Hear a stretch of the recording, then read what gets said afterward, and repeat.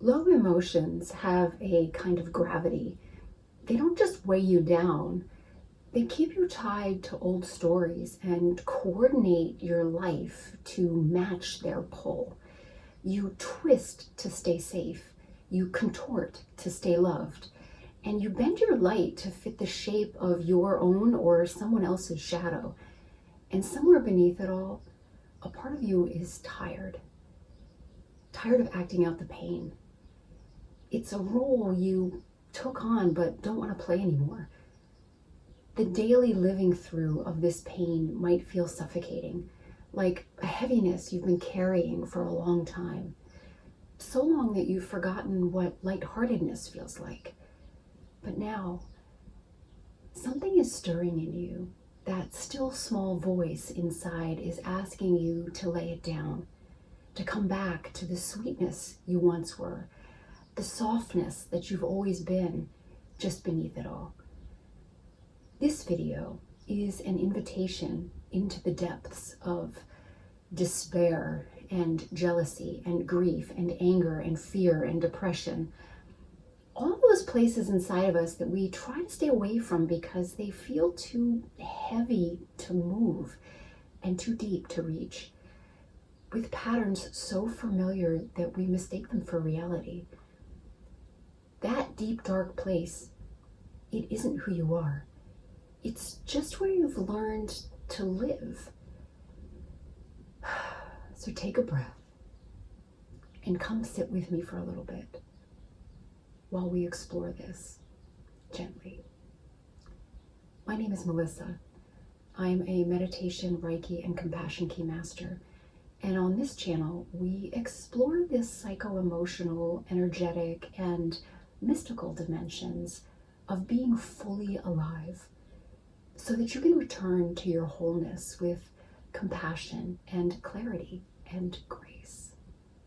If this topic stirs you, please like and subscribe so that YouTube knows that to offer it up to others who might benefit from hearing it. And if you'd like to go deeper on this topic, there are links below in the description box with ways that you can work more deeply with me. Heavy emotions create an energetic force that form patterns we can point at and name and single out.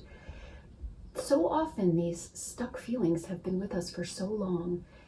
Fear and shame and guilt and despair and resentment and deep disappointment. They become the underlying flavor of our lives with a kind of gravity that has viscosity and a lot of resistance around it, and it's hard to move through and with. To a large degree, it determines our steps and colors our interpretations of everything that happens to us. These low energy emotions are not you. They are the glasses that you've gotten used to seeing through, which color your world. Anger, jealousy, regret, helplessness. They're all low frequency emotions, and actually they aren't really just emotions. They are palpable fields of resonance that distort our perception, shape your choices and relationships you attract. They affect your body neurologically and biochemically, your hormones, digestion, posture, and health. Furthermore, they influence the reality, the timelines, and manifestations that you create and allow and align with, and what you push away. They even have the power, when used in a certain way, to control people around us. Likewise, other people's emotional weight can sometimes control us. We project and manipulate and withdraw or overextend, not because we're mean or bad, but because we're hurting. These emotions distort the way we see the world and ourselves, and sometimes become the architecture and framework around which we build our entire lives. There is an energetic kind of jungle gym that grows out from them, that hardens into forms that we bend ourselves and others around. We twist and shrink to fit the shape of our unhealed places, setting up relationships that mirror unresolved wounds, creating boundaries that protect but also isolate and limit and attempt to control. demanding roles or behaviors that try to keep our reality predictable, even if that predictability is deeply unsatisfying. Pain becomes a mask that tells you it's protecting you, but it's really a contract written in fear and signed by survival and reinforced by every unspoken belief that says, this is just who I am and just the way things are. When in truth, who you are being is just a compensation for the unsustainable conditions created by a low vibrational field. So why is it so hard to let go of these uncomfortable low frequency emotions? Well, as strange as it may seem, sometimes staying in pain feels safer than stepping into the unknown. And there's no shame in that, but these low density emotions can create a power dynamic with others that benefits us in ways that may feel empowering, but actually feeds into victim culture, transactional relationships, or guilt-riding, where we're drawn into a game of trumping others' pain. Who has had the more challenging childhood, or who has had the more difficult time or suffered more, right? To the extent that elevating yourself or healing comes with a sense of loss, or leveling the playing field, or possibly losing an advantage which we might be resistant to acknowledging, and we don't feel comfortable stepping into that kind of power and responsibility. We're not just holding on to negative emotions for no reason. Most of us have been carrying them for decades because they were survival strategies that we learned to use as power plays. And now they're just habits your mind and body returns to because they're familiar. That familiarity feels safer than the unknown or a potential loss of control or power. Letting go of these heavy emotions means stepping into something unfamiliar. It means changing how you see yourself. It might even mean giving up a story you've told for years, a way of perceiving yourself and others and life in general. And that's no small thing. In some cases, pain has become a part of how we relate to the world. It gets us attention or sympathy. It gives us a sense of purpose or identity. It lets us feel right even when we feel powerless. It keeps us from risking disappointment, failure, or rejection. There's often an emotional payoff to staying stuck, even if we're not proud of it. We don't always want to admit that, right? So when we see it and we're honest about it, things can start to shift. Because from there, we can begin to ask some real questions like, what would it mean to let go of this? Who would I be or become if I didn't define myself by this pain or painful experience? What would change if I no longer needed this emotional armor?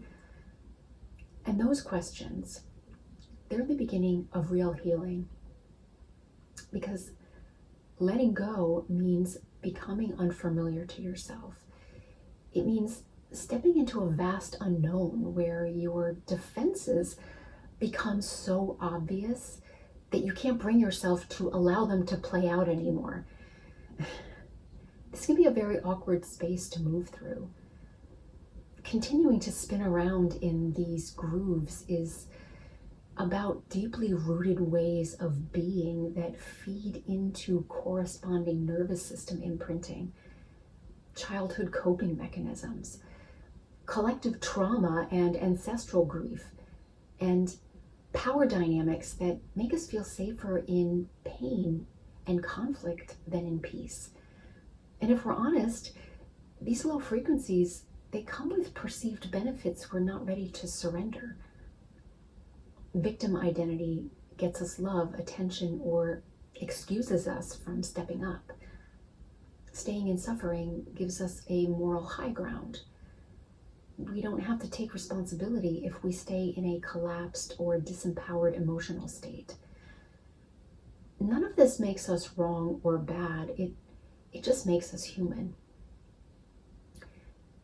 As you become more aware of these emotional weather patterns and currents of repetition, cracks begin to form and represent a turning point, a light shining through, an opportunity, and something shifts. We begin to notice the edges of the patterns. We witness ourselves in the midst of a behavior, and we start to question it, to engage with it differently this time. Sometimes all it takes is one breath, a moment of clarity, recognizing yourself in that external mirror reflection, that single moment of awareness, which causes you to pause and can shift everything. When the conditioned response becomes visible, we can't hide from it or deny it anymore. We start engaging with it and trying out different micro choices. We can start employing self-directed compassion or other processes, practices, or tools, even if part of the pattern is that we go into freeze mode. I don't know what to do. I can't do anything. I have no power here. I don't know what to say. We can bring breath and intention and presence to the energetic entanglement and reflexive pattern, even if it's after the fact.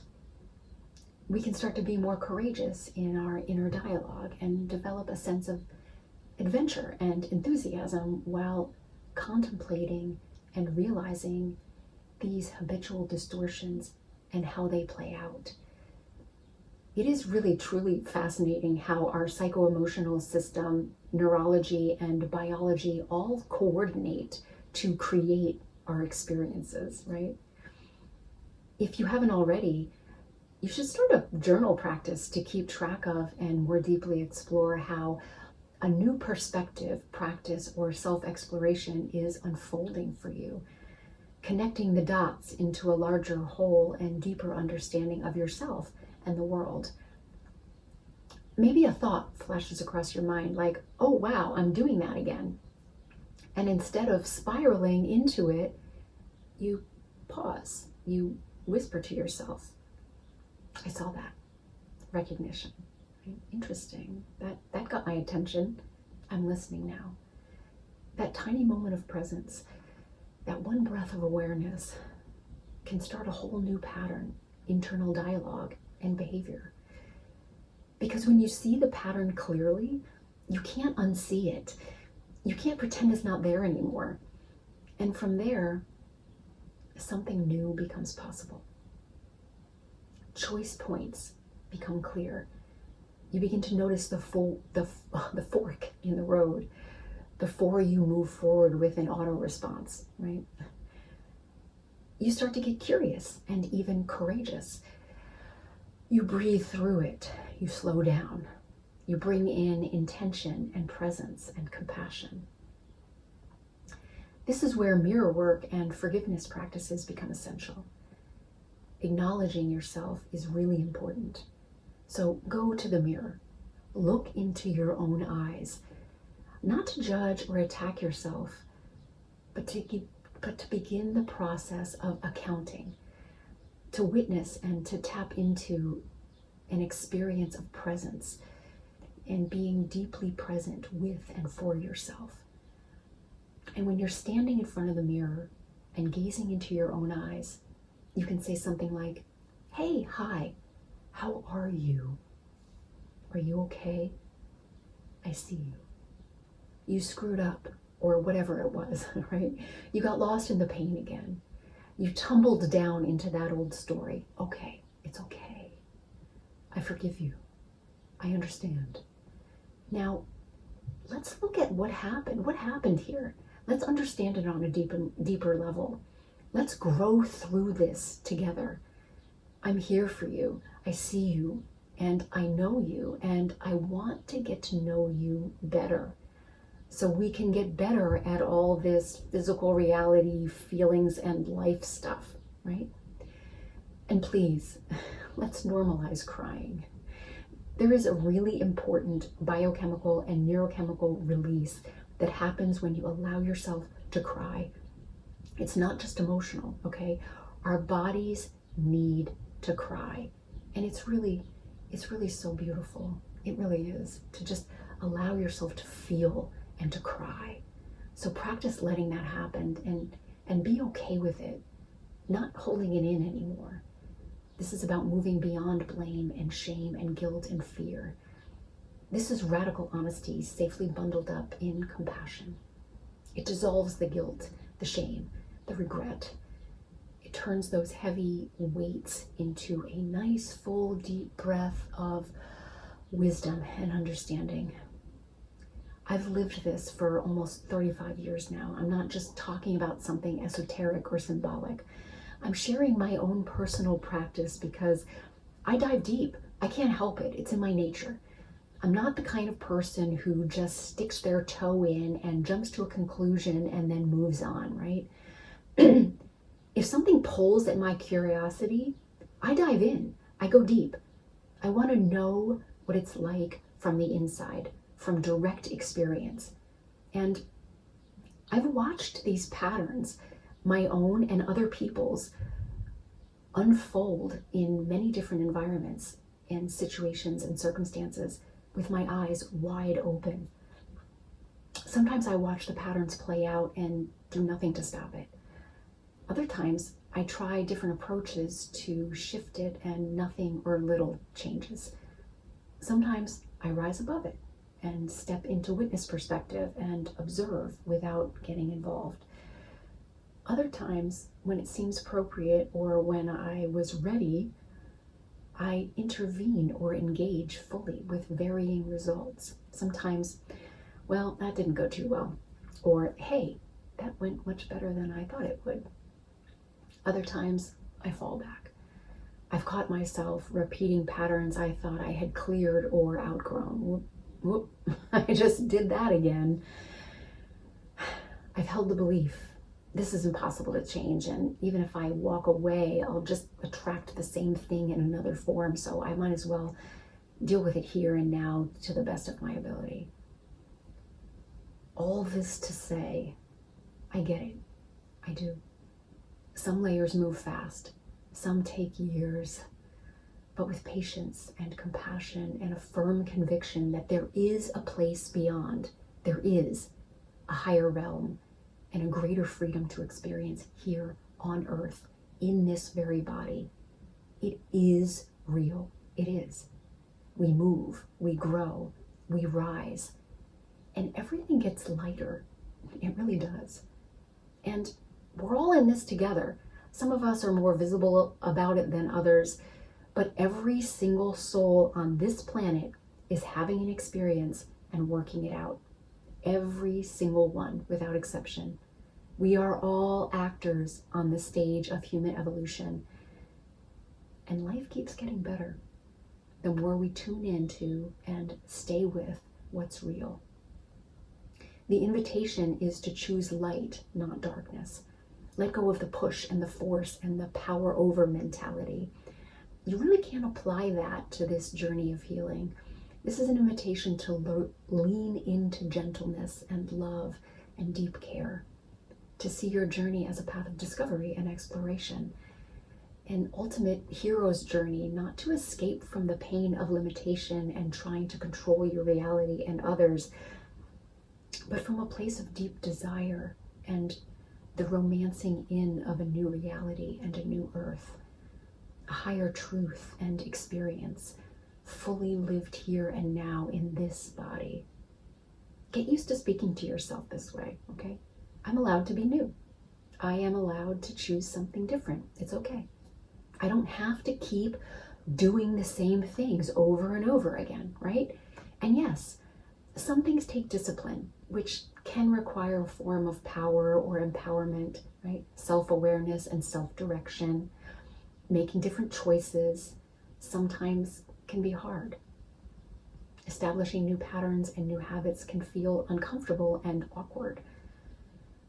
The journey begins by stepping into the unknown,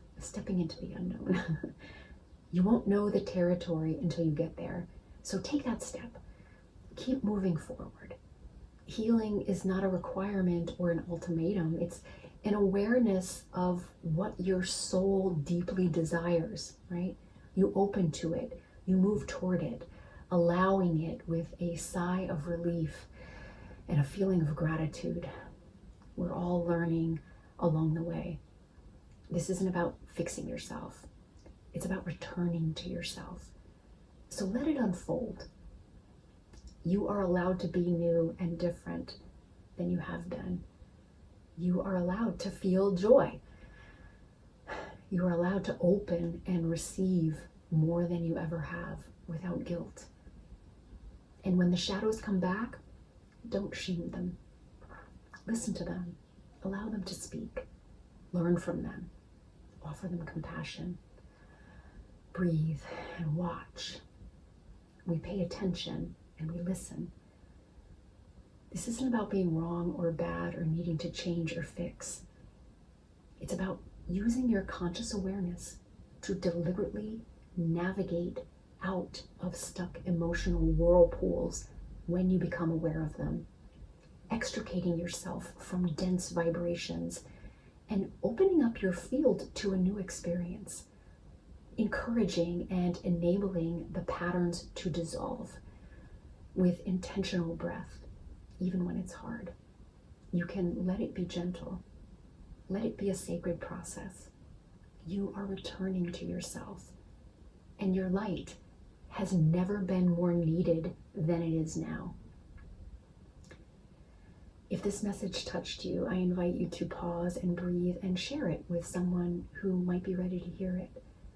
There's also a free compassion key clearing audio on this topic below to further support you in softening the hold of these old emotions. Stay present, stay gentle, and stay open. Let this be the beginning of a shift. Thank you for joining me today. Until next time.